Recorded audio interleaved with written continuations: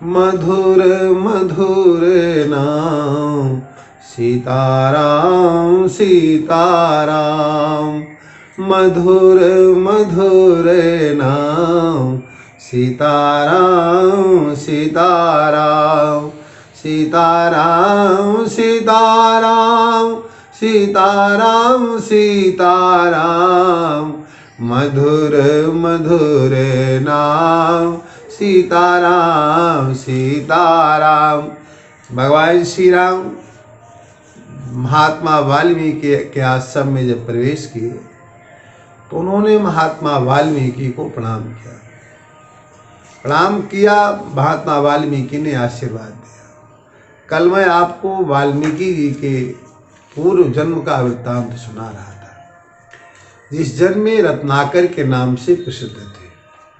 महात्मा वाल्मीकि के 3 जन्मों की कथा आनंद रामायण में प्राप्त होती है। एक जन्म में ये ब्राह्मण कुल में उत्पन्न हुए। नर्मदा नदी के किनारे वटोहियों को लूटना, उन्हें त्रास देना, इन्होंने अपना धर्म बना रखा था। पाप करने में इनको हिचकिचाहट कभी नहीं आती थी। भगवान की कृपा होती है तभी आपके सामने पता में किसी संत का प्रवेश होता है। संत का आना मानव जीवन की महत्वपूर्ण घटना मानी जाती है। उस समय ये नर्मदा नदी के किनारे भ्रमण कर रहे थे। आज इन्हें कोई बटोही मिला नहीं था। एक महात्मा जी माँ नर्मदा की परिक्रमा कर रहे थे। हाथ में छतरी थी, पांव में जूती थी, पीतांबर तन पे था। राम नाम की मस्ती में चले जा रहे थे। संसार में मस्ती तो बहुत है, लेकिन जिसे राम नाम की मस्ती लग जाती है वो संसार का अलौकिक प्राणी माना जाता है। महात्मा जी को इन्होंने रोका तो बाबा जी ने समझा कि प्रणाम कर रहा है, आशीर्वाद देने लगे। तो ये ब्राह्मण बालक जो किरात वेश में था, इसने कहा बाबा आशीर्वाद की आवश्यकता नहीं, मैं लुटेरा हूं, तुम्हें लूटने आया हूं। महात्मा जी ने कहा मेरे पास है क्या? किरात ने कहा तुम्हारा कमंडल, तुम्हारी छतरी, तुम्हारे पांव की जूती मेरे बड़े काम की है। बाबा जी सरल स्वभाव के थे, चेहरे पर जरा भी उनके विकार नहीं आया। उन्होंने सारा सामान उस किरात को दे दिया। गर्मी की ऋतु थी, पत्थर गर्म थे नर्मदा जी के किनारे के। बाबा जी के पैरों में पीड़ा होने लगी तो कूदते हुए चलने लगे। किरात ने मुड़कर देखा, पहली बार इस किरात को किसी के ऊपर दया आई। वापस आ गया, बाबा जी के सामने खड़ा हो गया। महात्मा जी ने पूछा बेटा आप क्या चाहते हो? किरात बोला बाबा तुम्हारी छतरी नहीं दूंगा, कमंडल भी नहीं, लेकिन ये जूती ले लो, तुम्हारे पांव में पीड़ा बहुत हो रही है। आपका ये दर्द मुझसे देखा नहीं जा रहा है। जीवन में पहली बार मुझे किसी पर दया आई है। तो महात्मा जी ने कहा बच्चा तू मुझे जूती का दान कर रहा है, इसलिए मैं तुझे आशीर्वाद प्रदान करूँगा। किरात ने कहा बाबा जूती तो आपकी थी, मैंने दान कहाँ किया?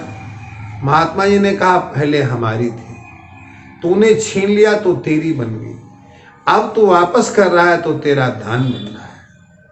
मैं तुझे आशीर्वाद देता हूँ, इसी नर्मदा नदी के तट पर तेरी मृत्यु हो।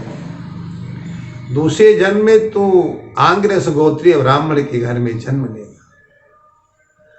कुसंग में पड़ने के कारण इसी लूटपाट के काज में तू संलग्न होगा।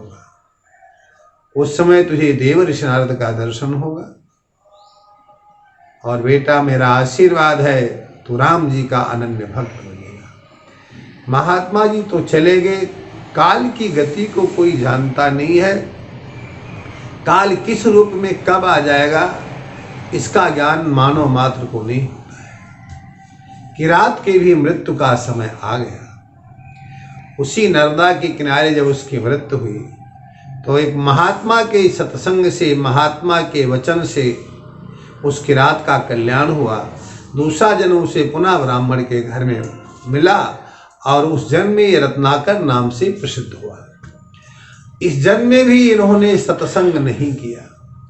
बड़े भाग्यशाली हैं वे लोग जो सत्संग करते हैं, बड़े भाग्यशाली हैं वे लोग जो भगवान की कथाओं का रसपान करते हैं, बड़े भाग्यशाली हैं वे लोग जो सद्गुरु की वाणी पर विश्वास करते हैं। एक बार की बात है, ये रत्नाकर वन में कुछ करने गया, वहीं से डाकुओं का संसर्ग मिल गया तो उनके साथ ही डकैती की विद्या सीख लिया। नाना प्रकार से लोगों को कष्ट देने लगा।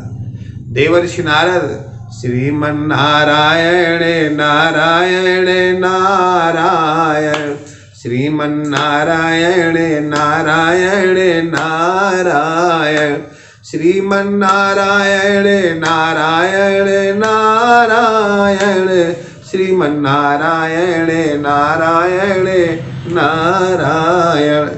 देवर्षि नारद नारायण नाम का संकीर्तन करते हुए वन पथ पर चले आ रहे थे। किरात सामने खड़ा हो गया। देवर्षि ने पूछा, क्या चाहते हो? बोला, लुटेरा हूं मैं, तुम्हारा पीताम्बर, तुम्हारी बीड़ा मेरे बड़े काम की है। नारद जी ने कहा, बीड़ा क्या करेगा तू?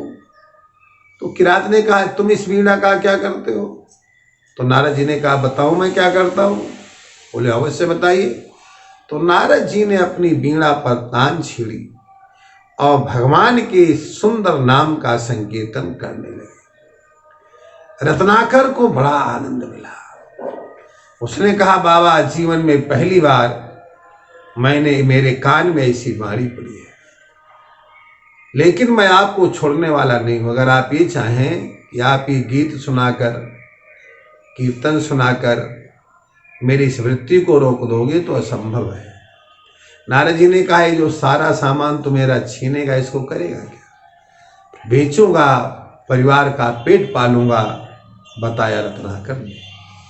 नारद जी ने कहा, बेटा एक बात बता, जिस परिवार के लिए इतना बड़ा पाप कर्म तू कर रहा है, सबको रुला रहा है, सबको की हत्याएं कर रहा है, जिस परिवार का ये पेट तू पाल रहा है नाना प्रकार के कार्यों के द्वारा, जरा उस परिवार से पूछ के आ कि तेरे द्वारा कमाया हुआ धन तो खाते हैं, क्या तेरे पाप में भी हिस्सा बटाएंगे? तो किरात बोला, चालाक महात्मा लगते हो, मैं पूछने चला जाऊं तुम भाग जाओ। नारद जी ने कहा, इसी पीपल के वृक्ष से तो मुझे बांध दे।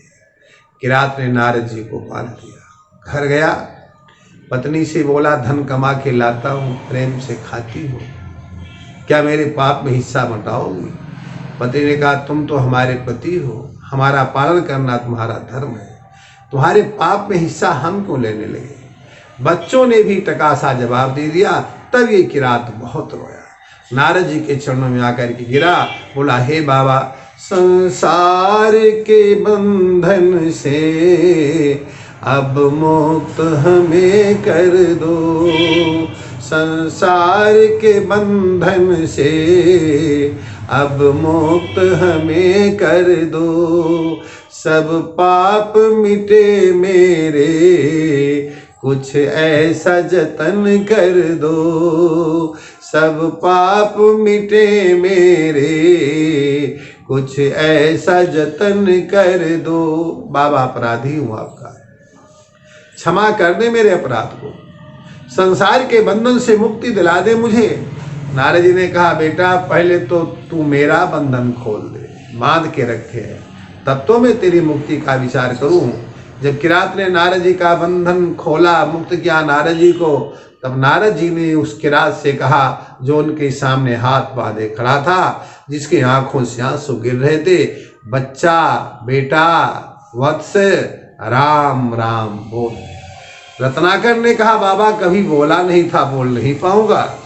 नारद जी ने कहा, बेटा राम नहीं बोल पाएगा। रत्नाकर ने कहा, नहीं, कभी बोला ही नहीं, तो आज ही कैसे बोल पाऊंगा? तो नारद जी ने उसको उल्टा उपदेश दिया, बोला, तू मरा मरा जपना शुरू कर दे।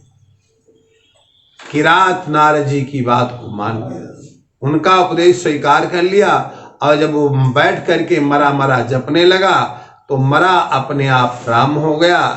इसी का आगा का प्रसंग हम आपको कल सुनाएंगे। बोलिए भक्तवत्सल भगवान की जय।